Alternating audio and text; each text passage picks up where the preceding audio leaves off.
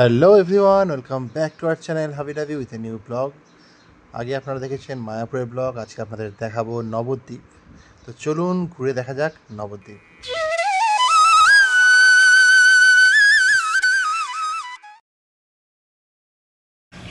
তো আজকের ব্রেকফাস্ট আমরা করব হচ্ছে রাধা মাধব মহাপ্রসাদম। এটা নতুন খুলেছে, তো গোবিন্দের আজকে আর যাচ্ছি না। এটা গদা ভবন থেকে কাছে, এই সামনে গেলে গদা ভবন, গদা ভবন থেকে লেফট সাইডে আসলেই হচ্ছে রাধা মাধব। তো এখানেও ব্রেকফাস্ট খুব সুন্দর করে, লাঞ্চ খুব সুন্দর করে। চলুন দেখা যাক কী কী আছে ব্রেকফাস্টে। তো এখানে আছে চাউমিন, ভেজ রোল, ইটস ফালে অ্যান্ড কুল্লার পিজা, কেক।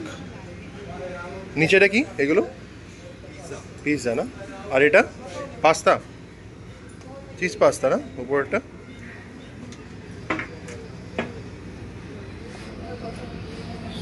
তো আর এদিকে আছে হচ্ছে পেস্ট্রি, এদিকে আছে বেক রসগোল্লা, মালাই। ওয়াও, এটাই তো খুব সুন্দর লাগছে। কি খাবো বুঝতে পারছি না, অনেক কিছু অপশান আছে খাওয়ার। আর এদিকে আছে হচ্ছে মহাপ্রসাদ, কেক, এখানকার তো ফ্রুট কেক খুবই সুন্দর। তো মিক্স প্রসাদও পাওয়া যাচ্ছে এখানে, 100 রুপিস করে, আপনারা সব মিক্স করে পেতে পারেন। তো আমরা সকাল সকাল অর্ডার করলাম, আমি অর্ডার করলাম হচ্ছে চিজ ভেজ পাস্তা, আর ও করলো পিৎজা। কেমন খেতে? ভালো। তো এবার আমি একটু খেয়ে দেখি।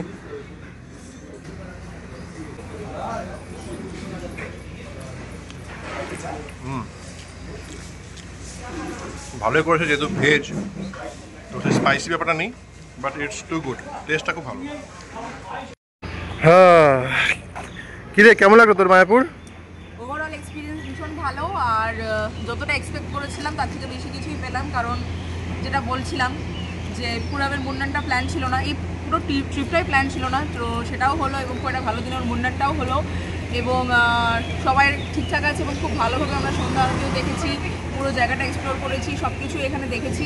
এখন আমরা যাচ্ছি নবদ্বীপ ঘাটের উদ্দেশ্যে। তো সকাল সকাল উঠে গেছি, পুরাব মানে নিজের ছেলে বলে বলছিল, ভীষণ কোঅপারেটিভ বাচ্চা, ও ভীষণ কোঅপারেট করলো পুরো মানে এই মায়াপুর অব্দি, এখন অব্দি এই ট্রিপটাতে। সকাল 6টায় উঠে গেছে ও, সকাল 6টায় উঠে মানে আমার আগে উঠে গেছে, উঠে একদম খাওয়া দাওয়া করে পুরো ফ্রেশ হয়ে রেডি। সো এখন আমরা লাগেজ সব উঠিয়ে দিয়েছি, হয়ে গেছে, জাস্ট ব্রেকফাস্ট করি আমরা বেরোবো নবদ্বীপ। তো ভীষণ ভালো একটা মায়াপুর অব্দি ট্রিপ হলো। এখন আগের ট্রিপে দেখা যায় কী হয়। সব থেকে বড় ব্যাপার, যখন পুরা যাচ্ছে কোনো মন্দিরে, সেখানে তো ফটোগ্রাফি করতে পারছি না, এলাও না। তো পুরা গিয়ে প্রথমে হাত জোর করে নম করছে। কোন দিকে ঠাকুর দেখছে না, মন্দিরে ঢুকলে হাত জোর করে নম করছে, মানে জাস্ট দেখার মতো ছিল। তো চলুন নবদ্বীপ দেখা যাক। তো লঞ্চে টিকিট কাটে এলাম, এবার যাবো নবদ্বীপ। আজকে সানডে, লোকের ভিড় দেখুন, ওইদিকে নবদ্বীপ।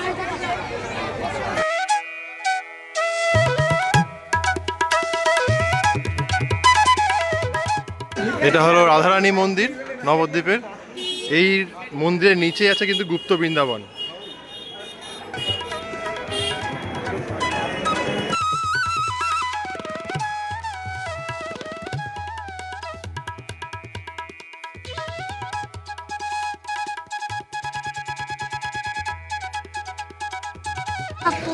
এরপরে আসলাম আমরা নরহরি ধাম।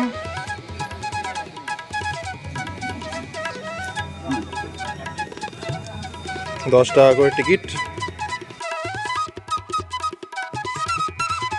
এই যে 60 ফুটের গৌরনীতাই।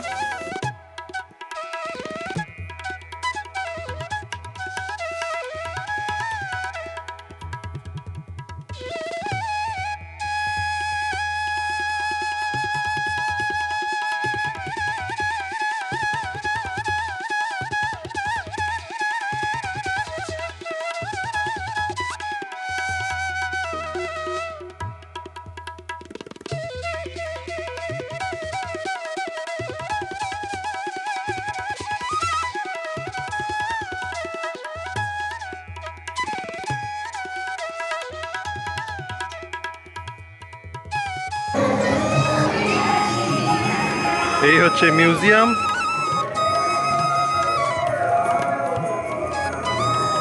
এখানে শ্রীকৃষ্ণের যত রকম অবতার হোক বা যেটা কাজ হোক সেই কাজগুলোর ভিডিও এখানে করা হয়েছে।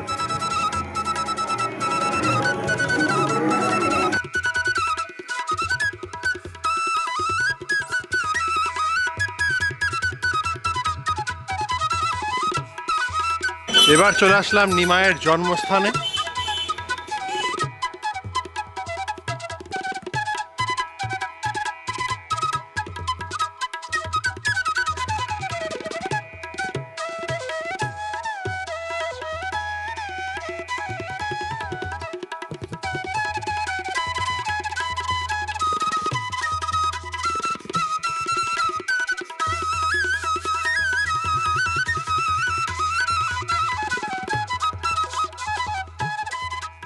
এটা হলো নিমাইয়ের জন্মস্থান। তো এখন থেকে টুরিস্ট প্লেস বানিয়ে নিয়েছে। আগে এদিকে পুরো ফাঁকা ফাঁকা ছিল, পুরো জঙ্গল ছিল, এখন চারপাশে বাড়ি হয়ে গেছে। এই হচ্ছে প্রিয়কুঞ্জ, যেখানে নিতাই তার গরু বাছুরের সাথে খেলা করতো। আর এই হচ্ছে আশ্রম প্রাঙ্গণ।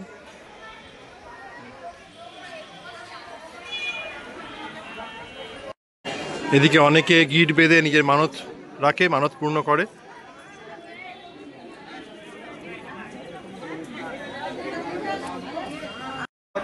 ইনি হচ্ছে নিমাইয়ের মা। এবার আমরা চলে এসেছি সোনার গৌরাঙ্গ দেখতে। এখানে একটা প্রচণ্ড ভিড়, একটা গলির ভিতর, যেহেতু অনেক পুরনো মন্দির আর খুব জাগ্রত।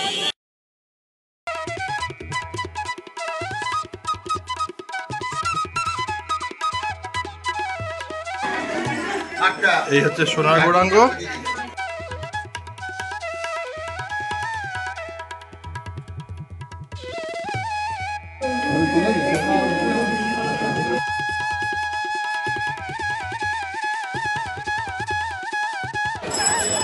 এই হলো শ্রী সচী মাতার বিষ্ণুপ্রিয়ার বাড়ি, পুরনো বাড়ি, একদম সেই পুরনো বাড়ি, আর ঠিক সেরকমই আছে, কোনো চেঞ্জ হয়নি। উপরে কনস্ট্রাকশন করেছে, বাট এই পোর্শনটা একদম সেরকমই আছে যেরকম ছিল।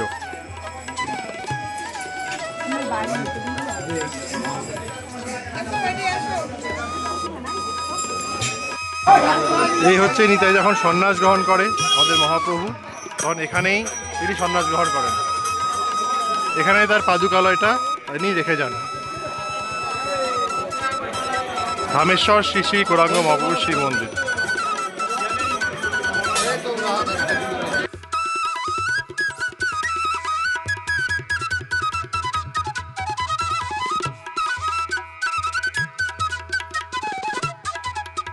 এই পুরোটার উপর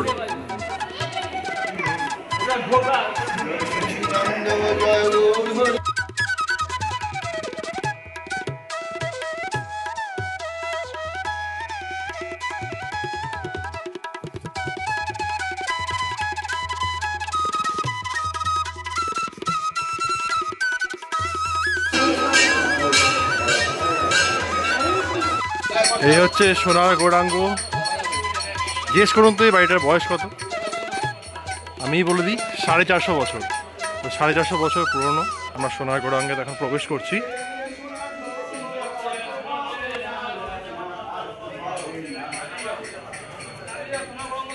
দেখুন, এই হচ্ছে 450 বছরের বাড়ির কনস্ট্রাকশন।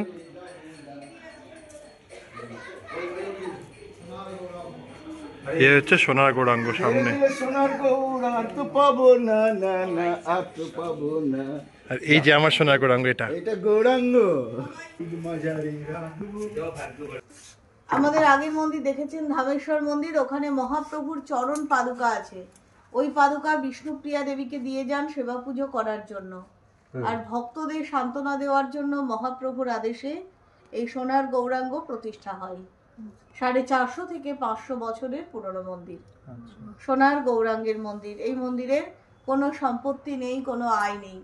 আপনাদের মতন ভক্তদের দানে সাহায্যে ঠাকুরের সেবাটা চালানো হয়। তাই সবার কাছে অনুরোধ, ঠাকুরের ভোগের জন্য, সেবার জন্য প্রত্যেকে একটু করে দান করবেন। শুকনো প্রসাদ আছে, সবাই হাতে হাতে। এই হচ্ছে ভারত সেবাশ্রম নবদ্বীপের। অ্যাকচুয়ালি আমার শ্বশুরমশাই দীক্ষিত বলে ভাবলো সাইট সিন করার পর একটু ভারত সেবাশ্রম ঘুরে নিই। ও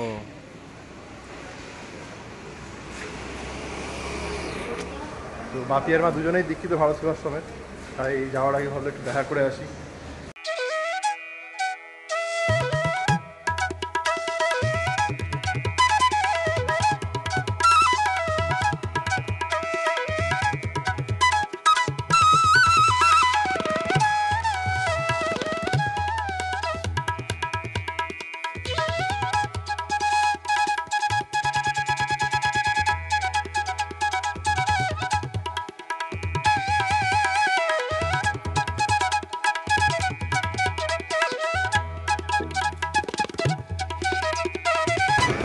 আমাদের নবদ্বীপ ঘোরা হয়ে গেল, আবার ফিরে যাচ্ছি মায়াপুরে, সেখানে কার বাড়ি থেকে কার নিয়ে আমরা চলে যাবো মালদার উদ্দেশ্যে।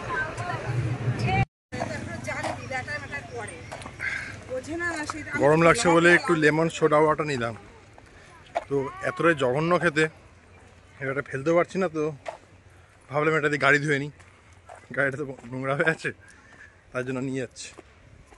ওইও হাতে করে নিয়ে আসছে, ওইও খেতে পারছে না। তো হয়ে গেল আমাদের মায়াপুর দর্শন, নবদ্বীপ ঘোরা।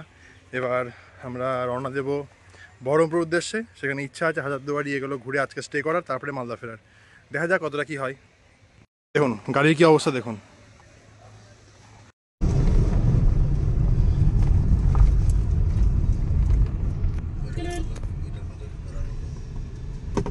হরে কৃষ্ণ।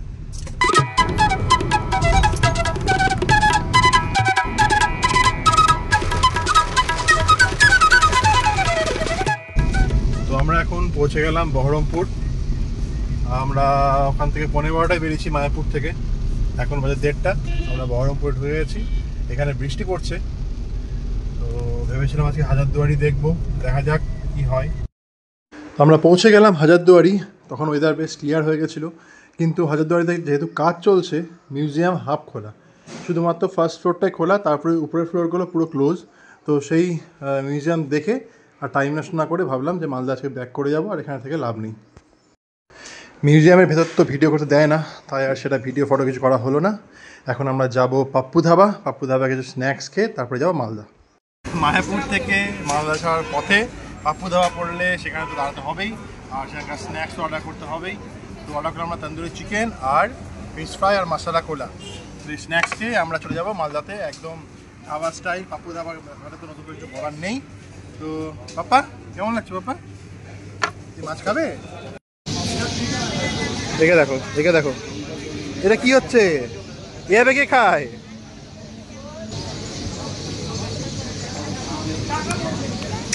আরে দাঁড়া, এরে এভাবে হয় না, আরে এভাবে হয় না।